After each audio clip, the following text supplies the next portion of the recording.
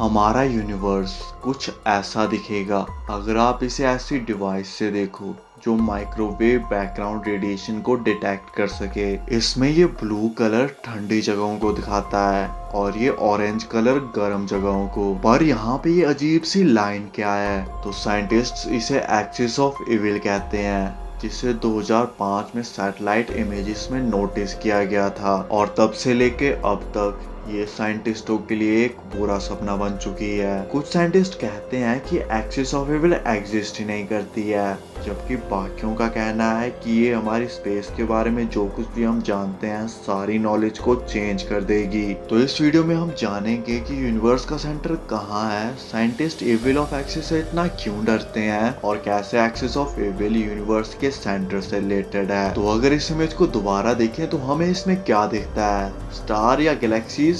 शायद नहीं, ये एक्चुअली बिग बैंग के एकोज को दिखाता है। शुरुआत में ब्रह्मांड हॉट प्लाज्मा से भरा हुआ था, पर धीरे धीरे इसका तापमान 3000 केल्विन तक गिर गया और एटम्स बनना शुरू हो गए। जब ब्रह्मांड को बने 3.8 लाख साल ही हुए थे तो पार्टिकल्स के बीच में बहुत सारी खाली जगह होती थी और फोटॉन्स फ्रीली मूव कर सकते थे। और ये वही फोटोन है जो हमें यूनिवर्स की माइक्रोवेव बैकग्राउंड इमेज में दिखते हैं। इनफैक्ट ये इसे भी दिखाता है कि हमारा यूनिवर्स 14 बिलियन साल पहले कैसा था। साइंटिस्टों का मानना है कि cosmic microwave background radiation same होगी, चाहे हम स्पेस के किसी भी हिस्से से इसे देखें। हर जगह से रेडिएशन का सेम पैटर्न दिखेगा, जिसका मतलब है कि ये ब्लू और ऑरेंज एरिया बराबर ही होगा। यूनिवर्स की कोई भी डायरेक्शन या सेंटर नहीं है, इसलिए ये सेम ही दिखेगा चाहे आप इसे कहीं से भी देखो। और हमारी स्पेस के बारे में सारी नॉलेज इसी थ्योरी पर बेस्ड है, पर इसी थ्योरी को एक्सिस ऑफ इविल गलत साबित करती है। और यूनिवर्स हर जगह से सेम कैसे दिख सकता है अगर इसमें अलग अलग प्लैनेट, स्टार, गैलेक्सीज, दूसरे ग्रुप्स और वॉइड्स हैं? फॉर एग्जांपल एरिडान सुपर वॉइड हमारे ऑब्जर्वेबल यूनिवर्स के 11% हिस्से को अकेले ऑक्यूपाई करता है। तो 20वीं शताब्दी के अंत में साइंटिस्टों को हमारे यूनिवर्स के होमोजीनियस मतलब हर जगह से सेम होने की थ्योरी पर शक होने लगा। 1989 में नासा ने कॉस्मिक बैकग्राउंड एक्सप्लोरर नाम से एक सैटेलाइट को लॉन्च किया ताकि हमें इसके बारे में और ज्यादा पता चल सके,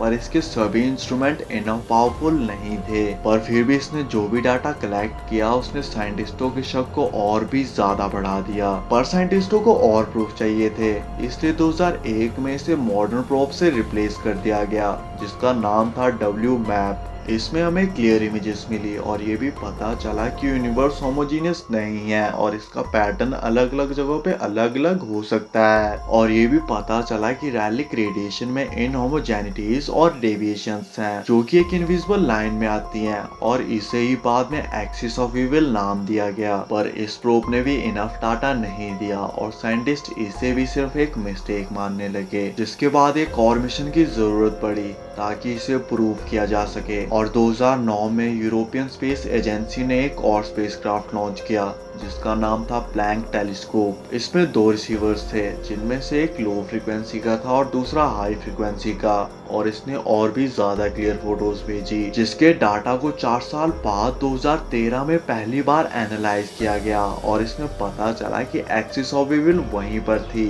पर साइंटिस्ट फिर भी इसे मानने को तैयार नहीं थे। फिर 3 साल बाद 2016 में फिर से इसके डाटा को एनालाइज किया गया और इस बार एनालाइज करने के लिए सुपर कंप्यूटर का यूज किया गया। और सुपर कंप्यूटर से एनालाइज करने पर भी यही बात सामने आई कि एक्सिस ऑफ इविल एग्जिस्ट करती है, पर साइंटिस्ट फिर भी इसे मानने को तैयार नहीं थे। और अभी ये कहा जाता है कि एक्सिस ऑफ इविल होने की प्रोबेबिलिटी 1,20,000 में से सिर्फ एक बार है। पर 2022 के मार्च में चैंट्रा एक्सरे ऑब्जर्वेटरी ने साइंटिस्टों को फिर से डरा दिया। इसने गैलेक्सियों के 300 से भी ज्यादा ग्रुप्स दिखाए जो कि धरती से सेम डिस्टेंस पर है, पर फिर भी इनकी ब्राइटनेस बहुत ज्यादा अलग थी, जिससे लगता है कि यूनिवर्स होमोजीनियस नहीं है। और ये साइंटिस्टों को फिर से डरा रहा है। पर साइंटिस्ट एक्सिस ऑफ इविल से इतना क्यों डरते हैं? तो एक्चुअली स्पेस पे बनी सभी थ्योरीज इसी बेसिस पे बनाई गई हैं कि यूनिवर्स होमोजीनियस है। पर अगर एक्सिस ऑफ इविल एग्जिस्ट करती है तो ये सभी थ्योरीज गलत साबित हो जाएंगी और साथ ही बिग बैंग थ्योरी भी गलत साबित हो जाएगी, जिसके बाद साइंटिस्टों को फिर से नई थ्योरीज बनानी पड़ेंगी कि इन सब की शुरुआत कब और कैसे हुई। और अगर इसे नजरअंदाज किया गया तो स्पीड ऑफ लाइट भी चेंज हो जाएगी, क्योंकि सारी रेलिक रेडिएशन फोटोन पार्टिकल्स ही हैं जो कि लाइट की स्पीड से मूव करते हैं। और अगर यूनिवर्स सच में होमोजीनियस है तो ऐसा भी हो सकता है कि ये सब यूनिवर्स के किसी डिफेक्ट की वजह से नहीं हो रहा, बल्कि इसलिए हो रहा है क्योंकि लाइट की स्पीड उतनी भी कांस्टेंट नहीं है जितनी हम उसे समझते हैं, और ये कम या ज्यादा होती रहती है। और मोस्ट इम्पोर्टेंटली अगर एक्सिस ऑफ इविल सच में एग्जिस्ट करती है तो साइंटिस्टों को जो स्पेस के बारे में पता है और उनकी जो 90% नॉलेज है उन्हें उसे दोबारा से चेक करना पड़ेगा। और इन थ्योरीज और डाटा को चेक करना बहुत ज्यादा काम है। और अगर तुम एक साइंटिस्ट होते तो क्या तुम 24 घंटे और 7 दिन काम करते सिर्फ इसलिए क्योंकि टेलीस्कोप ने कुछ फोटोज ली हैं, या तुम इस सबको सिर्फ एक मिस्टेक समझ के सिंपली इग्नोर करते ताकि तुम्हें सारा डाटा दोबारा से चेक ना करना पड़े? कमेंट करके जरूर बताना।